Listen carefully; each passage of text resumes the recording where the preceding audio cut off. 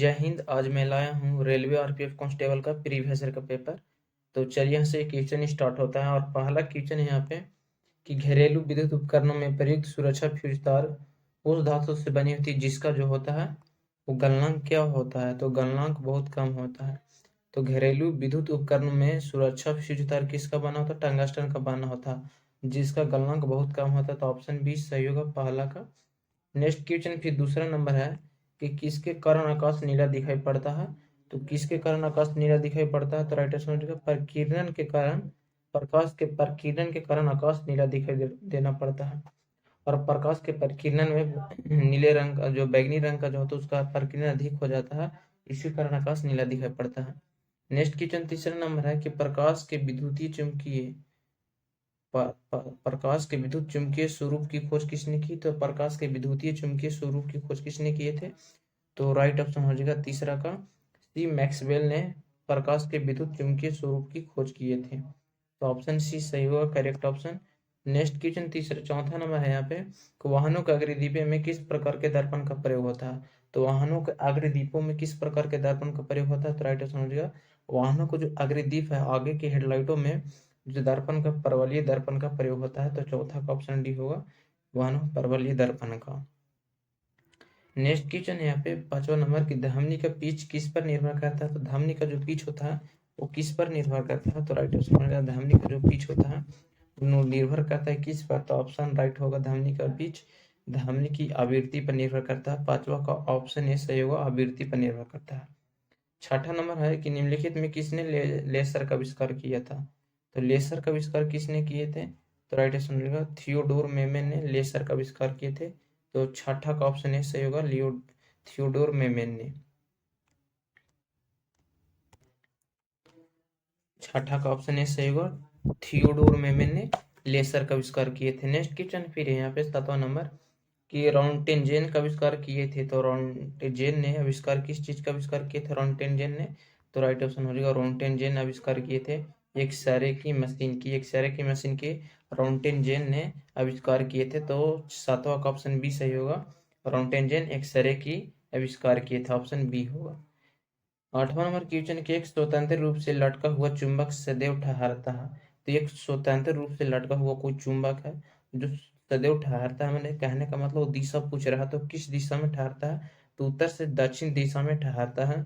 तो ऑप्शन सही होगा करेक्ट ऑप्शन सी। एक क्वेश्चन VVI है, क्वेश्चन 2 से 3 बार लगातार एग्जाम में पूछा गया था आरपीएफ रेलवे के कि एक स्वतंत्र रूप से लटका हुआ चुंबक सदैव ठहरता है, उत्तर से दक्षिण दिशा में ठहरता है।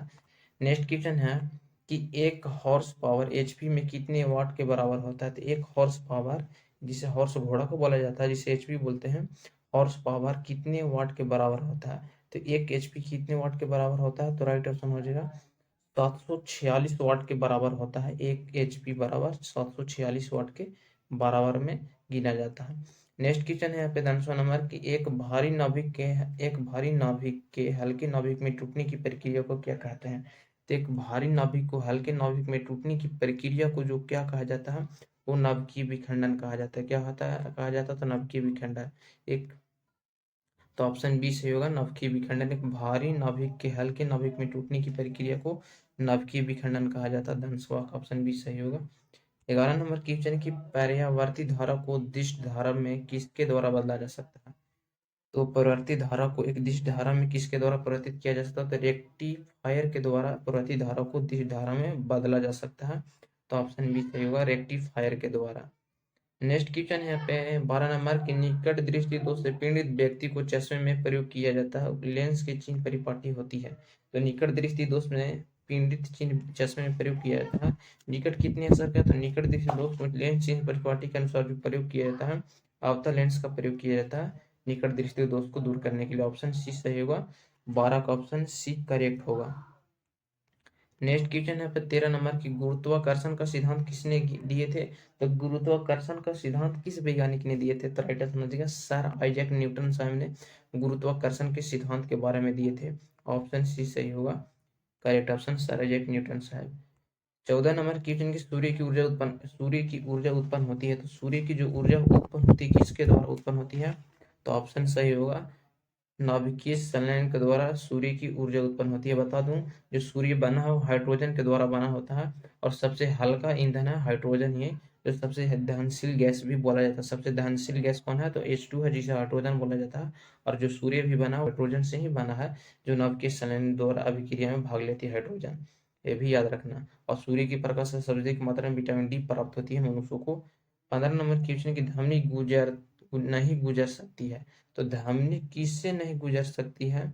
तो आप लोगों को बता दूं कि धमनी जो होती है निर्वात से नहीं गुजर सकती है, और धमनी की चाल सबसे अधिक होती है इस्पात में। याद रखना, धमनी की चाल जो होती है सबसे अधिक इस्पात में होती है, और प्रकाश की चाल सबसे अधिक निर्वात में होती है। याद रखना, धमनी की चाल होती है इस्पात में सबसे अधिक, और जो प्रकाश की चाल होती है वो निर्वात में सबसे अधिक होती है। धमनी नहीं गुजरती है तो निर्वात से नहीं गुजरती है। निर्वात में धमनी की जो चाल होती है वो शून्य के बराबर होती है, और प्रकाश की चाल होती है निर्वात में 3 × 10⁸ मीटर प्रति सेकंड होती है। याद रखना, सबसे ज्यादा धमनी की चाल ठोस में होती है और उससे ज्यादा बोले इस बात में। 16 नंबर क्वेश्चन की प्रेशर कुकर में खाना जल्दी पकता है क्योंकि? जो प्रेशर कुकर में खाना जल्दी बनता है, इसका कारण है, क्या कारण है? तो राइट आंसर, अधिक दाब के कारण पानी का क्वथनांक बढ़ जाता है, इसके कारण प्रेशर कुकर में खाना जल्दी बन जाता है। 17 नंबर क्वेश्चन की बिजली के बल्ब का फिलामेंट किस चीज का बना होता है? तो बिजली बल्ब का फिलामेंट टंगस्टन धातु का बना होता है। तो ऑप्शन डी सही होगा, बिजली बल्ब का फिलामेंट टंगस्टन धातु का बना होता है। 18 नंबर क्वेश्चन की दूरदृष्टि को निवारण के लिए काम में लेते हैं, तो दूरदृष्टि को दूर करने के लिए कौन सा लेंस का उपयोग किया जाता है? तो ऑप्शन सही होगा, दूरदृष्टि दोष के लिए दूर करने के लिए उत्तल लेंस का प्रयोग किया जाता है। ऑप्शन बी सही होगा, करेक्ट ऑप्शन उत्तल लेंस। 19 नंबर क्वेश्चन की निम्नलिखित में कौन सी ऊष्मा की इकाई नहीं है? तो ऊष्मा की इकाई नहीं है, तो बता दो calorie, kilo calorie, kilo joule, ये सब ऊष्मा की इकाई है। वाट जो है शक्ति का संमात्रक होता है, पावर का एक संमात्रक क्या होता है? तो वाट होता है। तो राइट आंसर हो जाएगा डी ऑप्शन, शक्ति का कार्य का मात्रक एक नहीं है।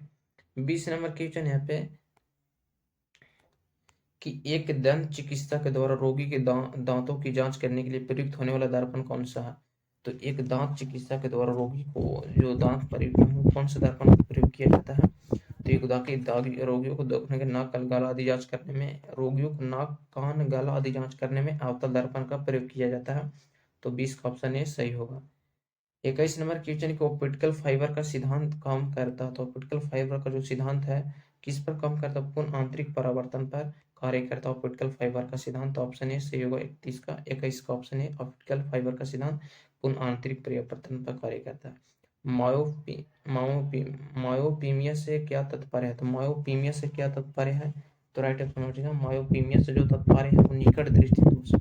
मायोपीमिया से क्या तात्पर्य है? तो ऑप्शन सही होगा बी, निकट दृष्टि दोष से मायोपीमिया का तात्पर्य होता है। ऑप्शन बी सही होगा, निकट दृष्टि दोष। वायु में प्रकाश की गति होती कितनी होती है? वायु में प्रकाश की गति होती है 3 × 10⁸ मीटर प्रति सेकंड होती है। ऑप्शन सही होगा ये, 3 × 10⁸ मीटर प्रति सेकंड वायु में प्रकाश की गति होती है। लगभग वो निर्वात के बराबर ही होती है। वायुमंडलीय दाब को मापने में यंत्र का प्रयोग किया जाता है, तो वायुमंडलीय दाब को मापने के लिए किस यंत्र का प्रयोग किया जाता है? तो राइट ऑप्शन हो जाएगा, बैरोमीटर का वायुमंडलीय दाब मापने के लिए प्रयोग किया जाता है। किसका मीटर? तो बैरोमीटर का उपयोग किया जाता है। ऑप्शन बी सही होगा। 25 नंबर क्वेश्चन यहाँ पे कि देखिएगा कि जब प्रकाश की किरणें एक माध्यम से दूसरे माध्यम में जाती है तो इसकी क्या होती है? तो जब प्रकाश की किरणें एक माध्यम दूसरे माध्यम में जाती है तो क्या होती है? तो इसकी जो होती है, एक माध्यम से दूसरे माध्यम में जाती तो आवृत्ति समान बनी रहती है। एक माध्यम से दूसरे माध्यम में जाने के बाद भी इसकी आवृत्ति समान ही रहती है।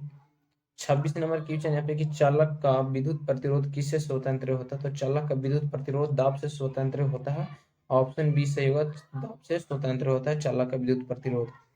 27 नंबर क्वेश्चन में फोटोन किसकी मूलभूत यूनिट है? तो फोटोन जो है किसकी मूलभूत यूनिट है? तो राइट ऑप्शन हो जाएगा, प्रकाश का फोटोन एक मूलभूत यूनिट होती है। ऑप्शन ए सही होगा।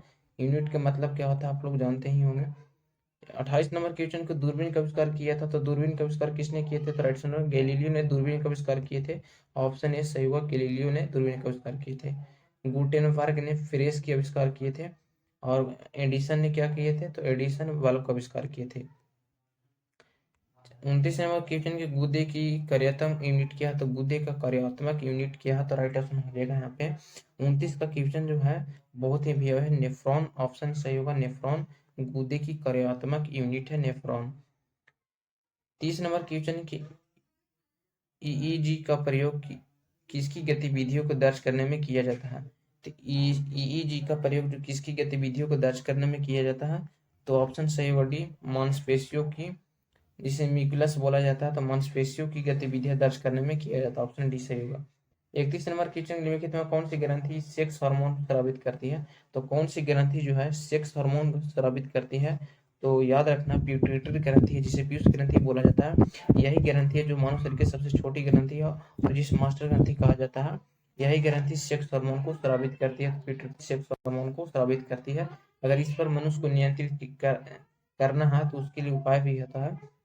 अगर इस पर मनुष्य नियंत्रित कर ले तो दुनिया का सबसे महान व्यक्ति ही बन सकता है, ये कहना है बहुत ही महान वैज्ञानिक का। 32 नंबर क्वेश्चन की शारीरिक परिक्रम में प्रोथोबीवन का संबंध है, तो किस शारीरिक परिक्रम से प्रोथोबीवन का संबंध है, तो याद रखना प्रोथोबीवन का जो संबंध होता है रक्त जमाव के संबंध होता है, जिसे ब्लड क्लेटिंग कहा जाता है। और बता दूं रक्त परिसंचरण तंत्र का खोज किसने किया था, लैंडस्टीनर एवं जिसे लैंडस्टीनर या कॉल लैंडस्टीनर कहा जाता है। रक्त स्राव या रुधिर ब्लड ग्रुप का खोज किए थे, याद रखना है इतना। 33 नंबर क्वेश्चन के भारत रत्न पुरस्कार पर कौन सी आकृति बनी होती है, तो भारत रत्न की जो आकृति होती है उस पर किस चीज का आकृति बनी होती है, याद रखना सूर्य की आकृति बनी होती है, जिसे आदित्य की चित्र बनी होती है, आदित्य जिसे सूर्य भगवान की आदित्य के नाम से भी जाना जाता है। तो भारत रत्न के पुरस्कार को किसके कहते हैं, तो सूर्य की बनी होती है, तो ऑप्शन डी सही होगा 33 का। 34 नंबर की कोशिका के बिजली घर किसे कहते हैं, तो कोशिका का बिजली घर किसे कहा जाता है, तो राइट समझ माइक्रोकांडिया का कोशिका के बिजली घर कहा जाता है, राइबोसोम का प्रोटीन के घर का लाइसोसोम खाते में हत्या की थैली कहा जाता है। 35 नंबर की सबसे छोटी कोशिका कौन सी है, तो सबसे छोटी कोशिका जो है किससे कहा जाता है, तो राइट समझिए माइकोप्लाज्मा को सबसे छोटी कोशिका कहा जाता है, ये होगा ऑप्शन से माइकोप्लाज्मा। 36 नंबर क्वेश्चन की न्यूक्लियस के बाहर डीएन कहाँ मिलता है, तो न्यूक्लियस के बाहर जो डीएन है कहाँ मिलता है, तो राइट समझिएगा यहाँ पे न्यूक्लियस के बाहर डीएन जो मिलता है कहाँ मिलता है, तो अंतर्द्रव्य जालिका में मिलते हैं, तो ऑप्शन सही होगा सी। 37 नंबर क्वेश्चन के निम्नलिखित में से किस कोशिका अंग को लाइसोसोम बनाता है, तो निम्नलिखित कौन सी कोशिका अंग को लाइसोसोम बनाता है, तो आप लोग कमेंट में इसका जरूर आंसर बताइएगा। लेकिन मैं बता दूं कि जो कोशिका कौन सा लाइसोसोम बनाता है, अंतर्द्रव्य जो है लाइसोसोम का कार्य करता है, याद रखना। नेक्स्ट क्वेश्चन फिर है कि कोशिका की क्रियात्मक गतिविधियां किसके द्वारा नियंत्रित करती है, तो कोशिका की जो क्रियात्मक गतिविधियां किसके द्वारा नियंत्रित होती है, केंद्र के द्वारा। केंद्र का खोज रॉबर्ट बरोन ने किए थे, याद रखना।